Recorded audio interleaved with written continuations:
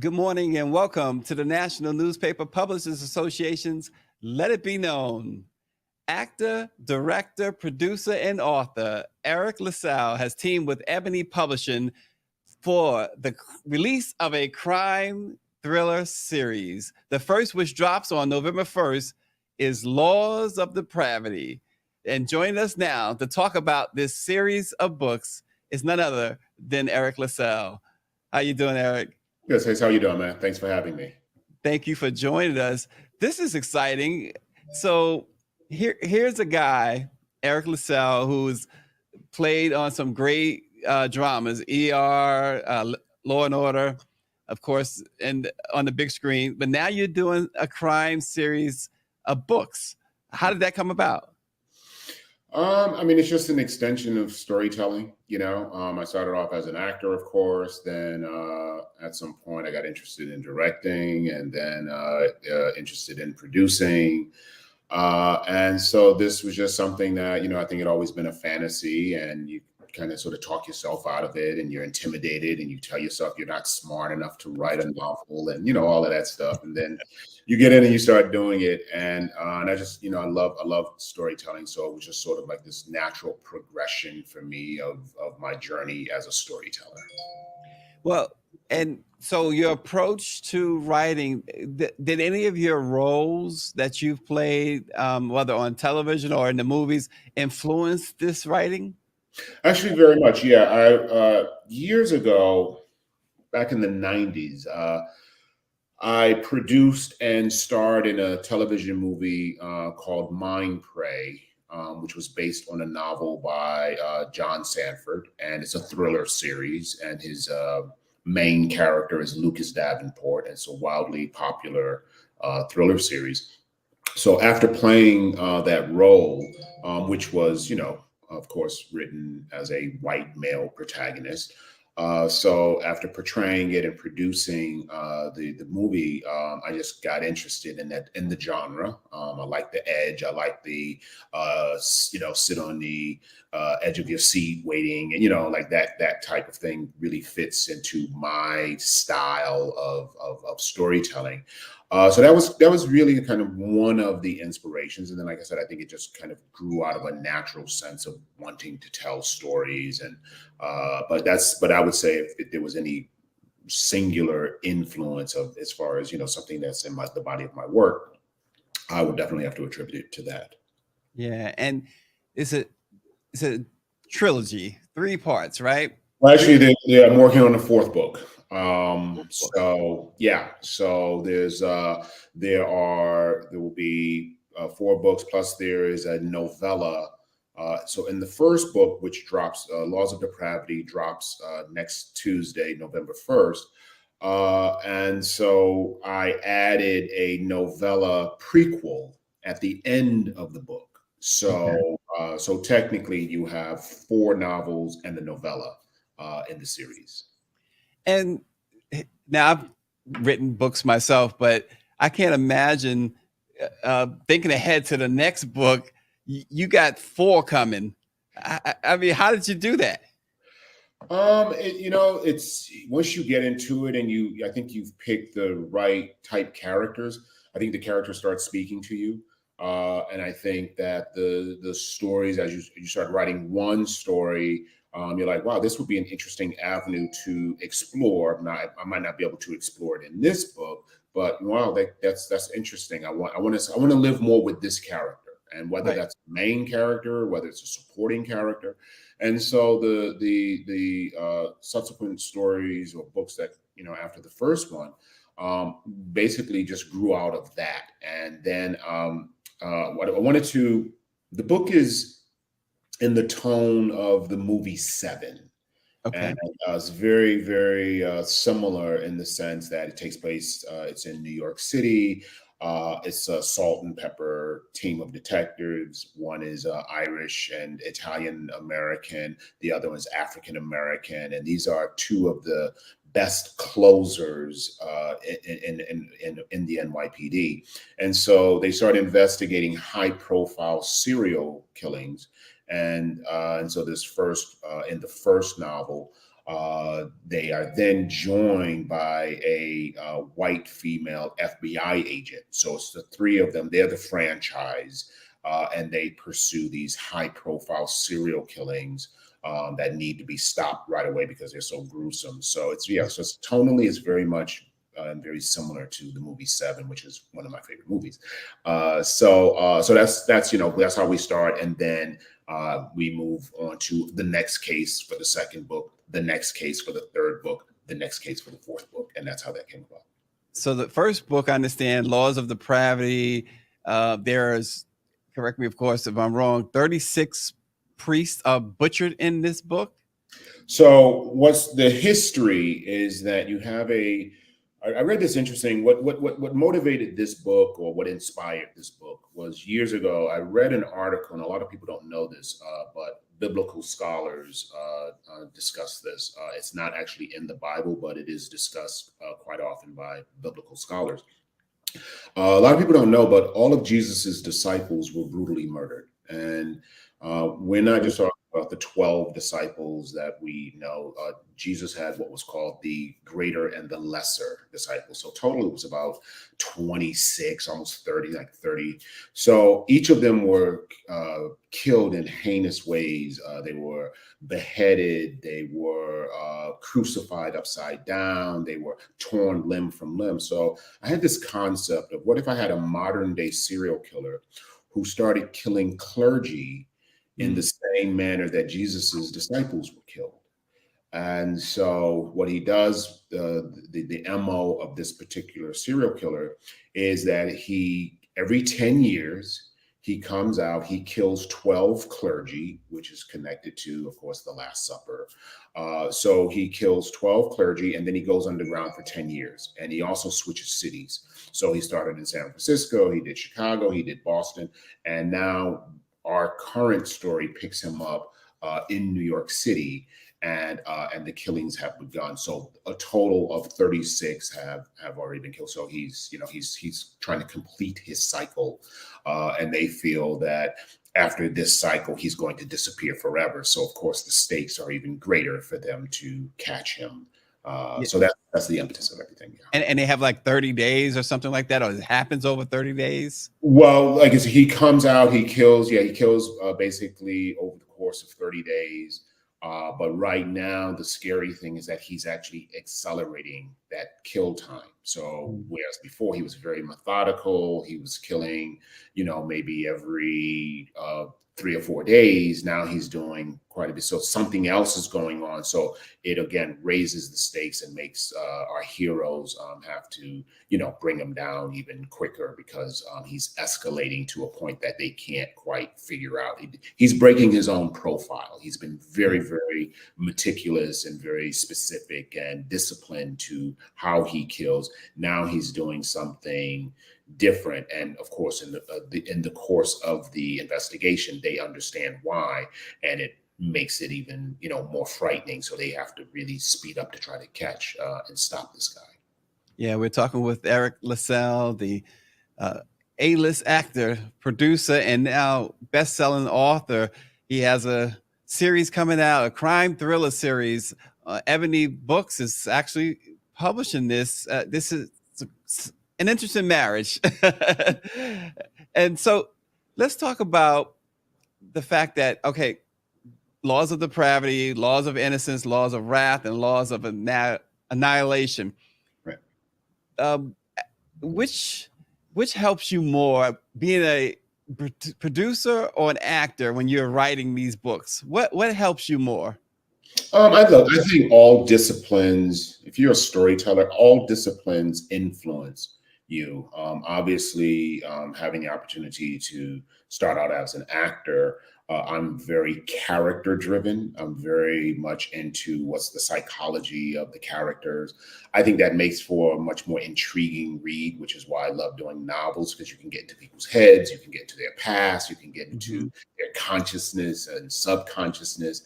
So for me, all of it, being an actor helps me as a writer, being a writer helps me as an actor, being a writer helps me as a director, being a director helps me, so they all basically come back in one way or another to complement each other. to tell the most sincere and honest story, and also to have the stakes of really good suspense and understand great character work, and understanding that even when a character does some really evil things, there is a reason for it. And so when I started my acting career, I attended the Juilliard School and NYU's grad school. And the thing that one of the first things they teach you is don't judge your character. Right. So I apply the things that I learned as an actor. So even if I'm writing about someone who's doing something very horrific, I'm not judging them. I'm justifying in their minds. I'm justifying why they're doing it, and I think it makes for much more complex, rich stories. You don't. So all bad people, all bad people are all bad, all good people are all good. No, we live somewhere in the world in between all of that. And I think it's the artist's job, no matter what your discipline, it's the artist's job to present an objective point of view about that. So that really has helped me. So now, as a result of that, people read the book and they're actually torn between someone doing something so heinous. It's very similar to like in Silence of the Lambs. Like we all rooted for Anthony Hopkins, who was a cannibal. He was a cannibal, he ate people. And yet the character was so rich and so dynamic and so interesting and layered that we ended up rooting for him. His final line was, "I must go now. I'm having a friend for dinner." And we're like, yeah, you know what I mean? So I think if you present a character, regardless of what they do, if you present them in a multi-dimensional way, in a very layered way, I think it gives people a little more insight to them. And I think it sometimes conflicts how they feel, because it's just like, I'm not supposed to like this guy. I'm not supposed to, or even the hero, I'm supposed to like them, but I don't, but I also want them to do the right thing. So I love playing in that space as far as storytelling goes. And as you're writing the books, when you start to the process of writing the book, do you already have a conclusion in mind, or are you letting the character take you somewhere, towards your completion? A little bit of both, more of the latter. I'm not, some authors start off with index cards and they put them in a room on a board and it kind of maps out everything, every chapter, every act. I'm not that organized. I don't create that way.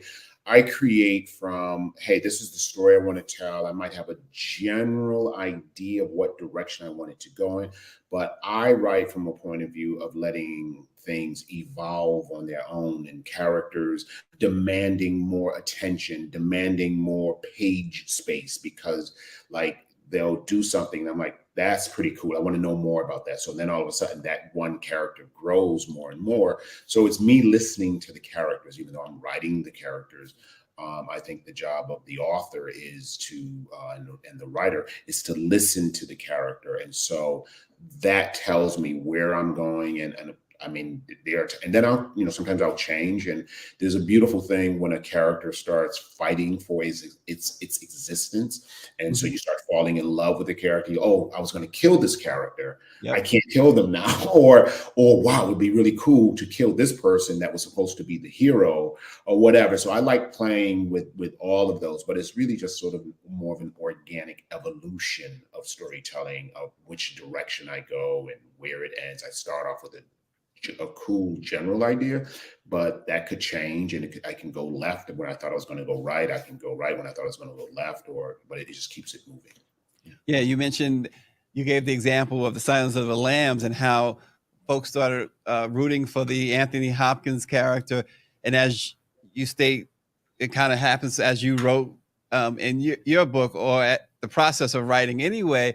How much does the audience, how much do you think about the audience and what they may like? How much does that go into it? Well, I think a lot, but I think you have to write your best story. And I think that a lot of times when we try to edit it, don't edit your art, just do it. So I don't, I keep that in mind as far as I want the most compelling story. I want twists and turns, because when you're in the thriller genre, of Hmm. course, twists and turns are very important. It's important to stay ahead of the audience. So just as they start thinking they know, oh, I know where this is going, I know what's going to happen, you hit them with something that makes them go, oh, wow, I didn't see that one coming. So I think about the audience more in that regard of how do I outsmart them? How do I stay ahead of them? How do I deliver thrills and chills and surprises? So from that point of view, I'm very much aware of the reader and the audience and how I want it to play out. But as far as writing to appease and writing to, I write, and my job is to do it intelligently, to do it in an unpredictable manner, and in which it's delivered. So I stay true to those, and like I said, I let the audience motivate me, just because I give the audience and I give readers a lot of respect for their intelligence. I think a lot of times TV shows and movies insult people's intelligence. I operate from the point of view that the audience is intelligent, and for those that's not, I think it's our job to elevate them, not to lower our art. And so let the art make them go, oh, wow, I've got to step up. Because sometimes when I read a book, and that book might be like way over my head, but it's up to me to do research. It's up to me to look up words I don't know. It's up to me to, if they introduce a subject I know, it's up to me. So it's my job as a reader in that instance to rise to the level of the writer. And I put that same responsibility on writers, on readers and audience, that they need to, like, people don't know that Jesus's disciples were brutally murdered. Well, now they get an education, and then they're like, "Oh, that's interesting." Then afterwards, they can go look it up. They can, do more research on it. But our story is very much, grounded in things that people might not know. But it's there to elevate, not to, like I said, lower one's standards of storytelling.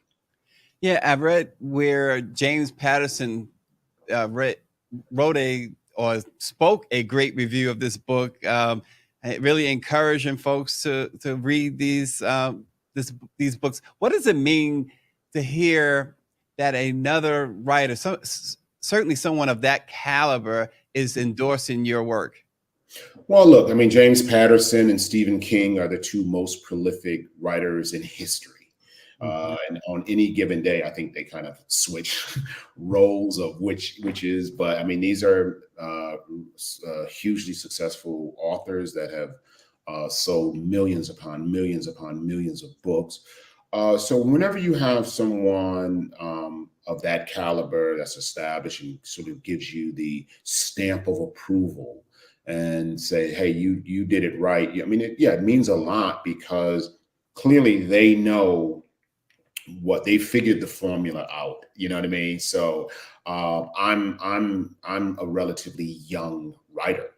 Right. I'm still trying to I figured out the formula for myself, but we're trying to also crack the code that's much more global, which is what these guys have done. So getting a stamp of approval from someone, like James Patterson on that level, I mean, trust me, that was a very giddy and happy day when my agent called me and said James Patterson just gave you a great blurb, and just, and you're like, and great endorsement, and you're like, wow, those are the things that you dream of. I mean, it's just like, look, when Kobe first got into the league, it was Michael Jordan, patting him on the back, saying, that makes you feel like, wow, I've arrived in that, even before I've earned all of this, I've arrived on that level, just as far as someone acknowledging that, okay, this guy can write, Yeah. this guy can tell a story.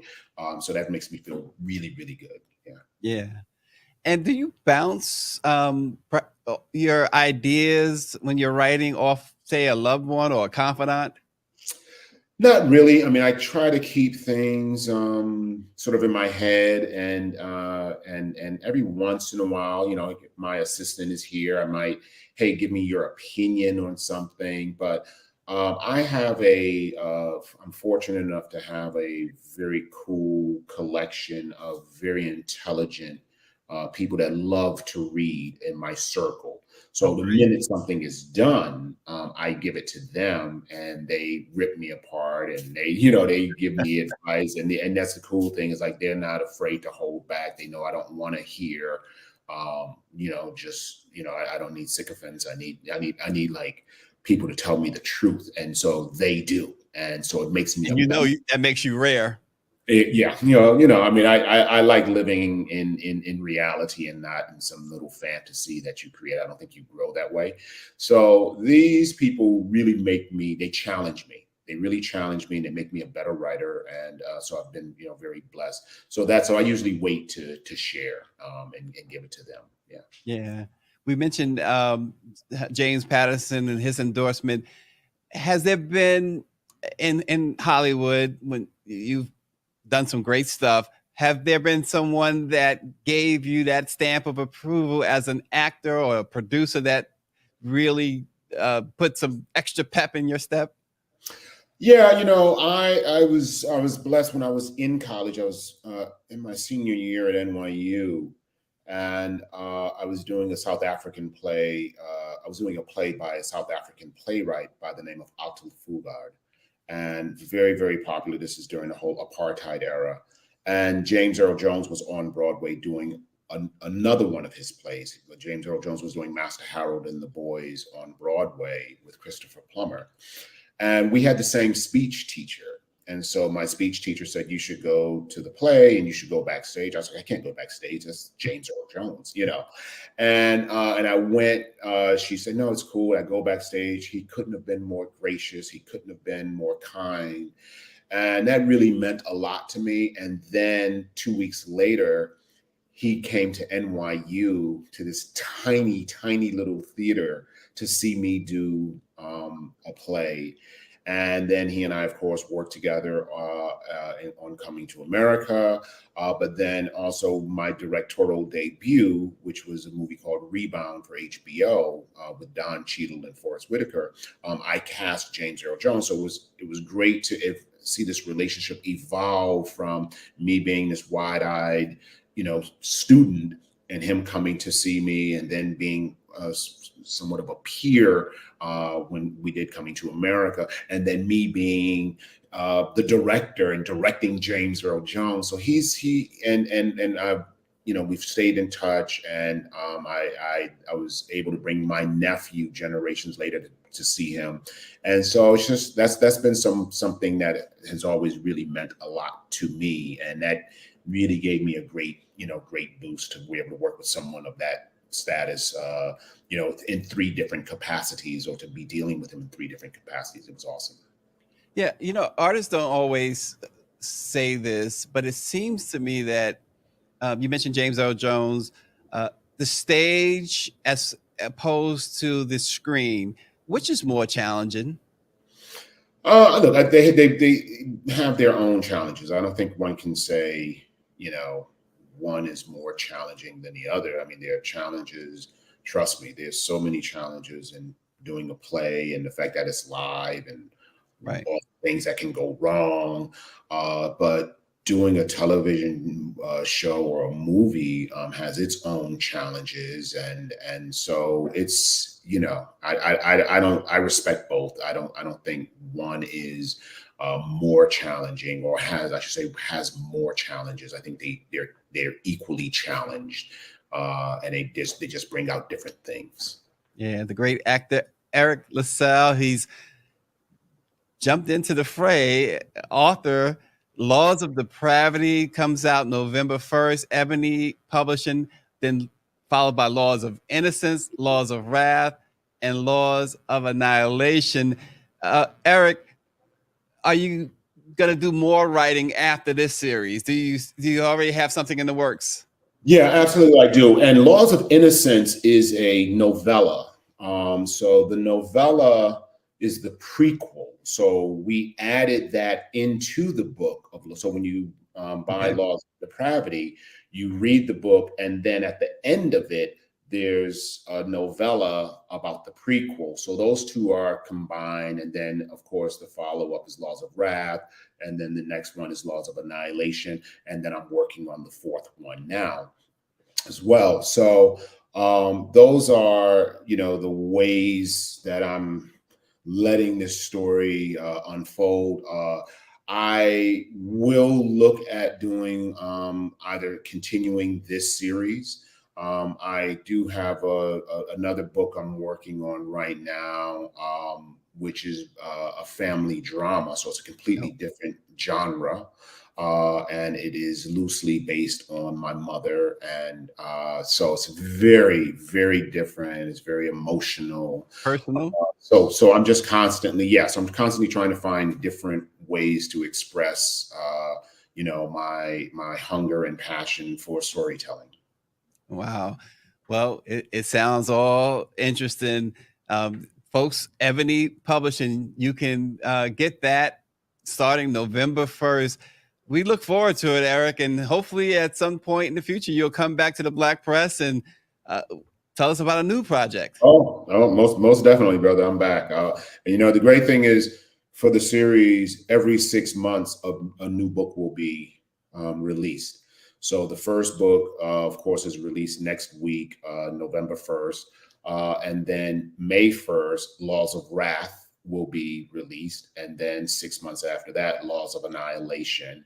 And then 6 months after that, the fourth book. So for the next 2 years, I'll have a book coming out every 6 months. So I'm really excited about that and the opportunity to, share this with people.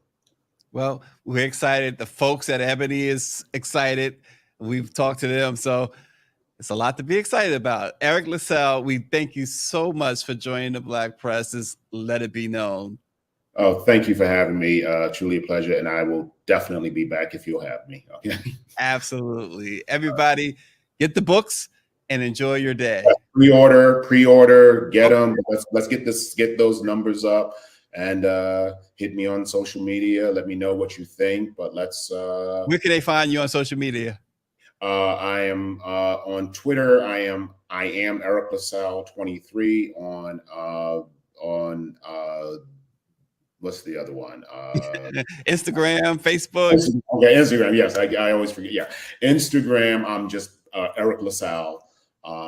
And definitely, reach out and let me know what you think. But yeah, I'm here to stay. Absolutely. And the kids call it the gram. I think they still call it the gram. Yeah, that's what I was searching for. I was like, I know it is. What is it? Is it the gram? So yes, Instagram, obviously. And it's been great because as soon as we announced last week that the book was coming out, I've been getting really hit. Lots of questions and people already pre-ordering, showing me pictures. Hey, I got it. And so I just want to say to any of those fans that are listening, how much I appreciate that support, and we are really nothing without you guys. And so having the support, especially an artist that's trying something different, and people are used to a person doing one thing and they don't always take a chance on that person when they try to do something else. But the turnout and the response and the support is amazing. And I just want to take this time to say, thank you to those that have supported me, and thank you in advance to those that will support me. And I hope people pre-order the book. I hope they go out and we make some noise, because there's also, beyond me doing this, there aren't many African Americans in this genre of thriller stories. And so it means a lot to have a voice and have our voice in the mix there. So that type of support is really important. And I thank you guys.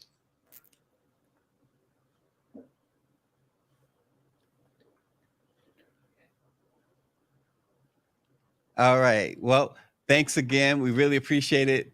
And again, buy the book. Thanks for joining Let It Be Known. Thank you, guys. Appreciate it. Take care. Have a great day.